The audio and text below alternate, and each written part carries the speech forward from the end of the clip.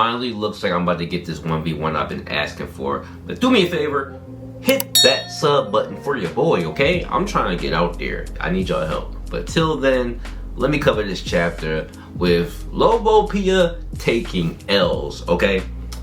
Dump, Jew, Ranchut, Wee might be gone, but we'll get to that, right? So the chapter starts off Traum and Hollan, with Hollan confirming that he does have the king piece, and Traum basically telling him to take care of it, but Hollan looks menacing, bro. I don't know what it is, but ever since he got those veins in his face, it made bro like really out here. But as the chapter continues, we get a brief Andrasi POV where she actually has the king piece, which I think we all pretty much guessed it, especially as time is going on. But I originally thought this was the case because she is a Sahara princess. So her being attacked or killed was less likely. But then we flash over to Dumas' side again, where we see Dump and Jew copping pleas, okay? Mainly Jew, but she basically reveals everything that's been going on. So apparently Bel-Air has convinced all the branches to betray Traum before the killing chess piece game was even established to start. This plea is basically saying that they're all on the same side and that Bel-Air is the mastermind. This leads Dumas to a speech that basically says to Jew that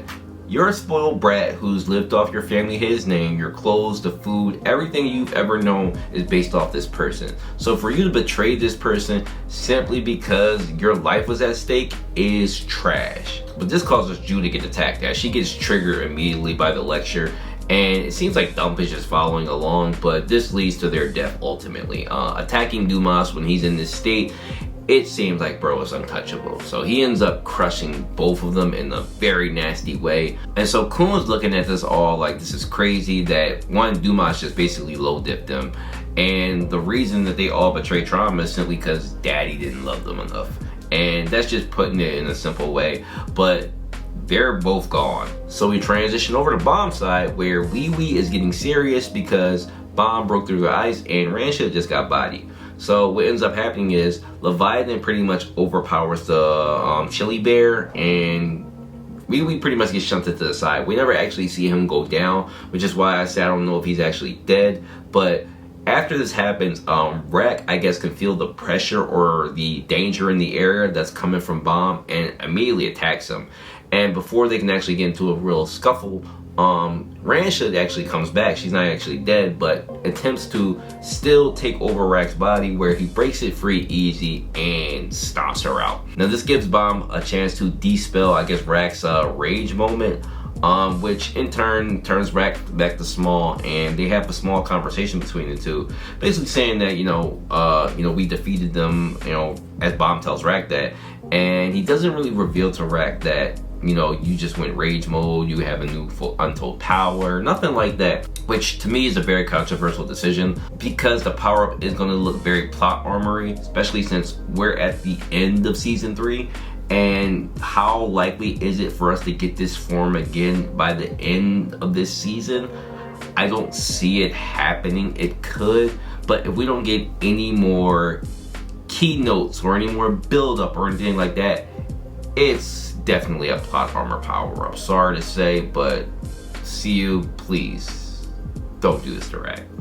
Now, as they finish up, Rack basically tells the story to Baam about what happened with him and Khun, and they retrace their steps. And they end up going back to where Khun is, but not before Khun is kind of cornered in a situation where Dumas figures out that Khun lied to him about the king piece, given that the material on the piece that Jew and Dump had is very different from the material that Khun's king piece had. While Khun is copping pleas, Baam ends up popping up, and we got Dumas, who is fully powered, besides the nerfed arm.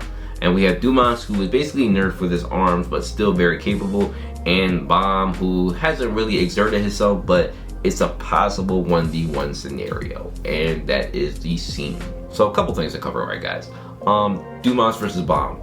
Khun and Rack are likely to help, so I don't know how much of a 1v1 this is. I mean, we still do have Ancient Spear to be thrown, and we've seen Khun and Rack, coordinate a nice attack with that. That could happen during this fight, but it could also result in their death given that Dumas' speed, but Baam would basically be defending them. Now, hopefully they step out of the way and go do their own thing if this is a 1v1, but I don't see that happening here. Rack is not likely to transform again. If he did, that would be trash. So how this plays out, I'm not exactly sure.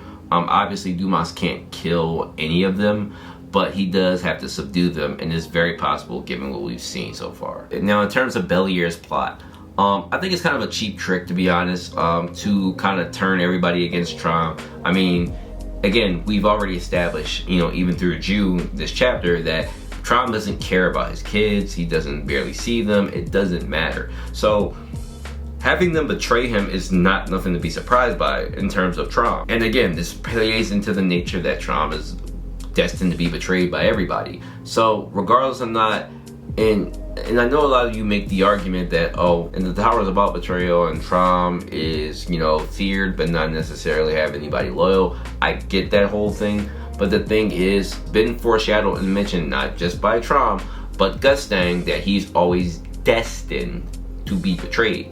And that could be the reason why Traum doesn't open up to any of his kids, because obviously there has been a major betrayal in his life that's caused him to be this way.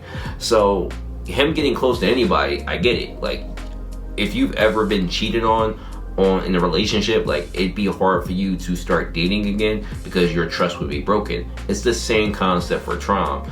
I'm not making any excuses for his behavior, of course, but I get it. And having everybody in this killing chess piece game versus Traum is kind of nasty work in Bellier's part. But again, this is a damn near godlike being, so the effectiveness of this strategy, besides giving, you know, Gustang a clear win in the chess game, it's kind of mid. But I hope this doesn't spell out that the chess game doesn't happen. That'd be terrible. After all this build up for it not to be happening, this would be whack. So hopefully something changes. I still don't know where Tiara is. I wonder where Gustang is. And then Kidu, I still think is probably on his way to Traum. So the couple exchanges we might get the next couple chapters will be very interesting when we see other people meet.